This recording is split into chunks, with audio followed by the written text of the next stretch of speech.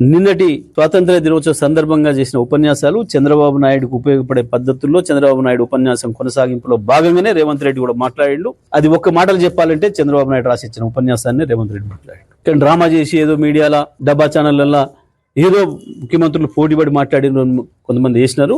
బహుశా వాళ్ళకి అర్థం కాకనా, అవగాహన లేకనా, లేదా వాళ్ళ స్పాన్సర్డ్ ప్రోగ్రామ్ గా వేసినరా. నిన్నటి మాత్రం చాలా స్పష్టంగా బనకచెర్ల కుట్రకి అనుకూలంగానే తాళం వేసిండు, తందనాలు ఆడుతున్నాడు ముఖ్యమంత్రి రేవంత్ రెడ్డి తప్ప ఇంకోటి కాదు. ఎట్టి పరిస్థితులలో బనకచెర్లను వ్యతిరేకించి తీరాలి. గోదావరిలో ఒక చుక్క కూడా నీళ్లు లేవు. ఇప్పుడు ఇవాళ మిగులు జలాల సమస్యనే లేదు. గోదావరి పైన ఇంకొక ట్రిబ్యునల్ వచ్చిన తర్వాత ఆ ట్రిబ్యునల్ ఎన్ని నీళ్లు ఉన్నాయని తేలుస్తుందో తేల్చిన తర్వాత మాత్రమే మిగతా ప్రాజెక్టులు, ఆంధ్రప్రదేశ్ ప్రాజెక్టులకు అనుమతి గురించి ఆలోచించాలి తప్ప ఇప్పుడు ఉన్న నీళ్ల మీద ప్రాజెక్టు కట్టడానికి వీల్లేదు. మనం ఏదైతే కాళేశ్వరం నుంచి వెళ్ళి వాడుతున్నామో, గతంలో వాడినామో దాదాపు 250 పైన టీఎంసీలను, అవి మనవి పూర్తి వినియోగించబడ్డవి. గోదావరిలో మనకి ఇప్పటివరకు ఇచ్చిన హక్కును, కాబట్టి చుక్క నీళ్లు కూడా దాంట్లో లేవు.